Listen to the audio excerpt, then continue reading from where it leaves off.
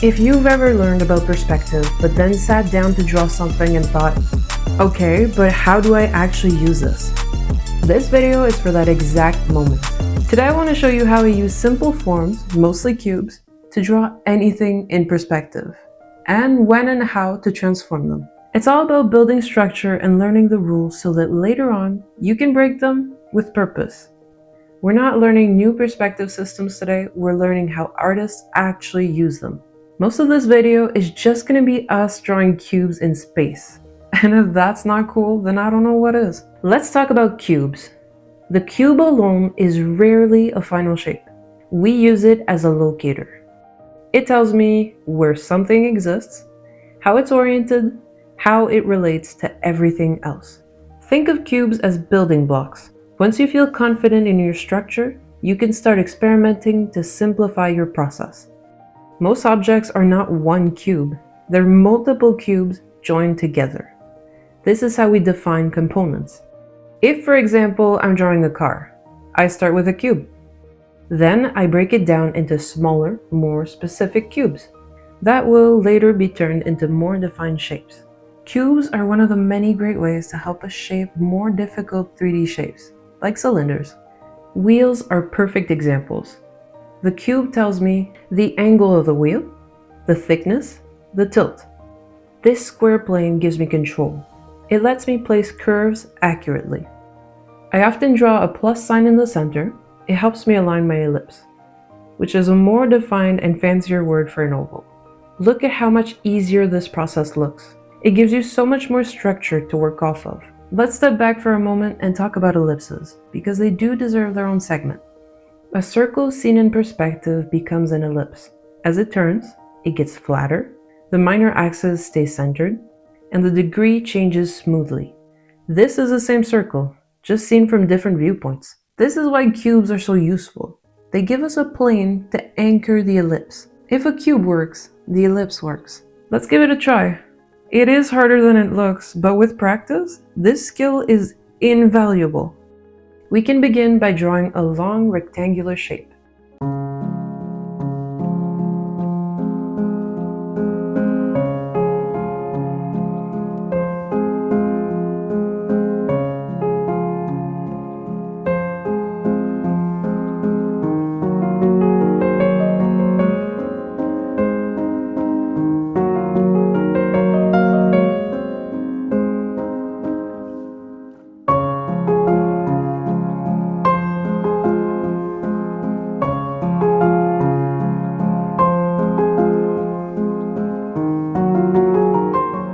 We can then draw a line here, making that first plane into a square.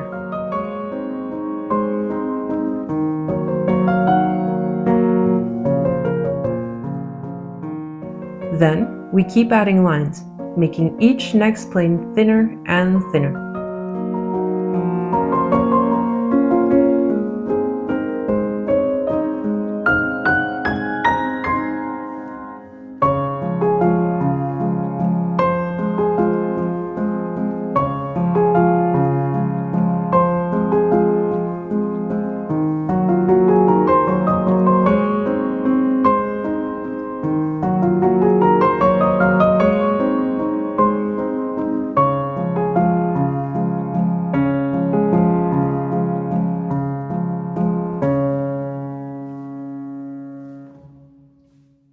If you're feeling brave and you have more room, you can start making them expand back up again as you go.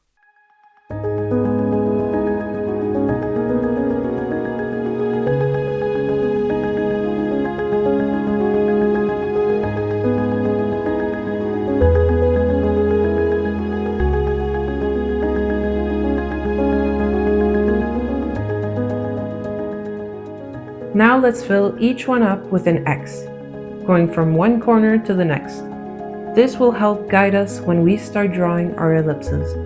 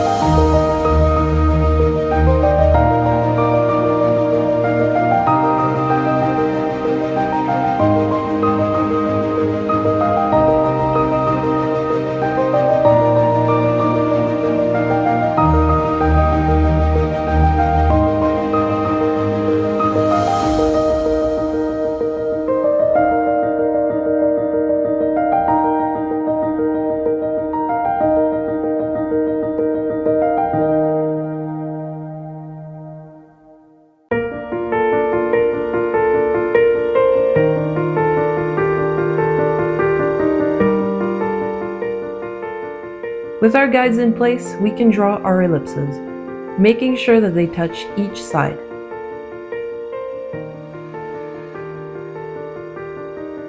This is just a practice sheet. Don't worry if they don't turn out perfect. Judging by mine, I do need quite a bit more practice myself.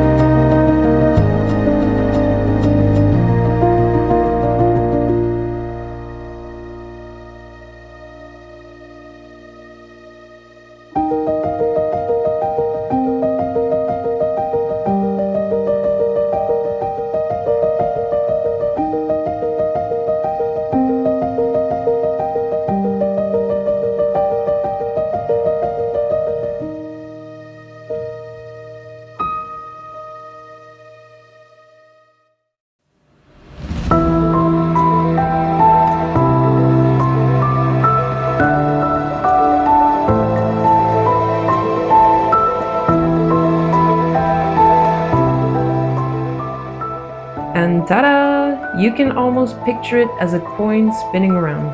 Now that we are familiar with ellipses, or perhaps beginner experts, let's go back to the basics, shall we? Add a vanishing point to the center of your page, and then feel free to fill up your page with squares and rectangles.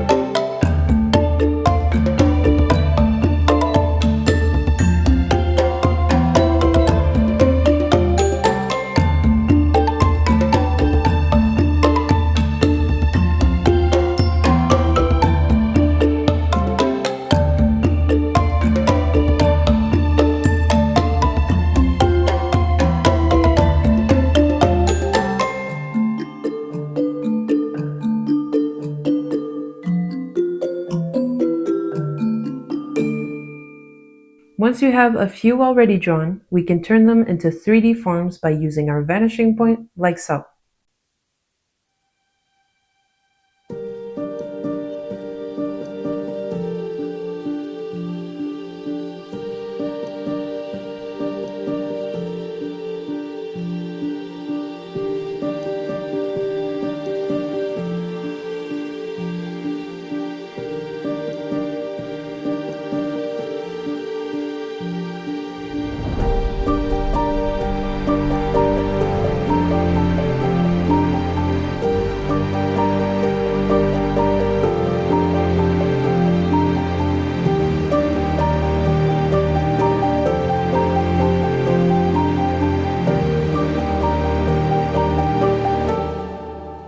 This exercise is great for perfecting cubes.